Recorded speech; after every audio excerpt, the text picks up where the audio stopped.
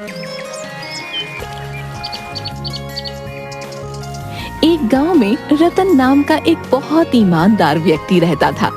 रतन की पत्नी सुनीता गांव के दूसरे घरों में साफ सफाई, झाड़ू पोंछा, बर्तन मांजने का काम करती थी। रतन का 10 वर्ष का बेटा बंकू गांव के सरकारी स्कूल में पढ़ता था। एक शाम की बात है, रतन काम से थका हारा अपने घर पर आया ही था कि तभी उसकी पत्नी सुनीता रतन से बोली,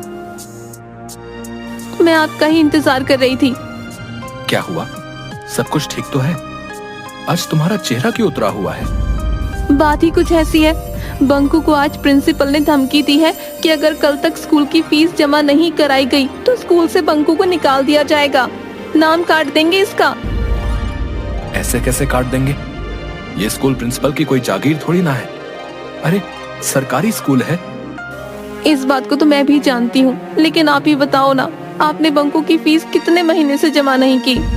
सुनीता की बात सुनकर रतन उदास होकर गहरी सोच में डूबते हुए बोला, बात तो तुम सही कह रही हो। बंकू की फीस हमने पिछले 6 महीने से जमा नहीं की। इसमें प्रिंसिपल का कोई दोष नहीं, सारा दोष मेरा है।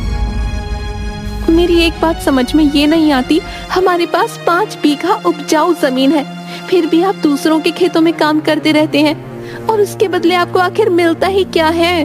अगर मैं दूसरों के घर में बर्तन ना मांजूं तो हमारे घर का खर्चा चलना भी मुश्किल हो जाएगा। मैं क्या करूं सुनीता? तुम अच्छी तरह से जानती हो कि हमारी 5 बीघा जमीन चतुर सिंह के यहाँ पर गिरवी पड़ी हुई है। पिताजी ने सेठ जी से जो 2 लाख रुपए का कर्जा लिया था वो उसे चुका नहीं पाए और स्वर्ग सिधार गए। और रही बात मेरी, तो तुम तो जानती हो कि मैं मुश्किल से कितना कमा पाता हूँ। मैं आपकी सारी बात समझती हूँ, लेकिन कुछ ना कुछ तो करना ही पड़ेगा ना। अगर ऐसे ही चलता रहा तो मुझे लगता है हमारे इससे भी बुरे दिन शुरू हो जाएंगे।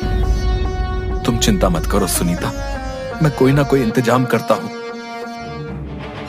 इतना कहकर रतन चारपाई पर लेटकर गहरी सोच में डूब गया। रतन रात भर यही सोचता रहा कि आखिर ऐसा कौन सा काम किया जाए जिससे उसकी गरीबी दूर हो जाए। अगले दिन रतन अपने चतुर सिंह की हवेली में पहुंच गया।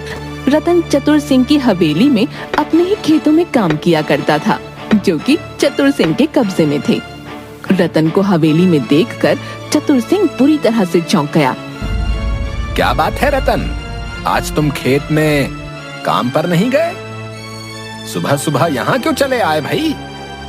आप तो जानते हैं सेठ जी कि मेरा परिवार गरीबी की किस कगार पर खड़ा है और कल तो हद हो गई। क्यों भाई, कल ऐसा क्या हो गया जो तुम्हारे पैर हमारी हवेली तक आने के लिए मजबूर हो गए? अब कल स्कूल वालों ने मेरे बेटे बंकू को स्कूल से वापस कर दिया, ये बोलकर कि जब तक मैं उनकी पूरी फीस नहीं चुका देता तब तक बंकू स्कूल में नहीं पढ़ सकता।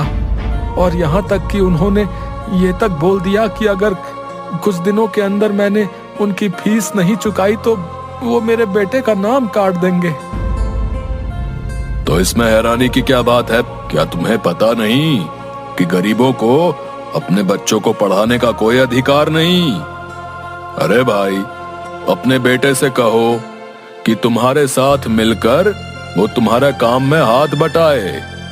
अरे तुम ही सोचो, स्कूल में पढ़ाई करके उसे आखिर क्या मिलेगा? वैसे भी पढ़ लिख कर किसी की नौकरी तो लगती नहीं है। तुम्हारे साथ कुछ काम करेगा तो तुम्हें कुछ ना कुछ कमा कर ही देगा। ये कैसी बातें कर रहे हैं सेठ जी? आप चाहते हैं कि मैं अपने बच्चे की पढ़ाई छुड़वा दूं और उसे अपनी ही तरह अनपढ़ रहने दूं?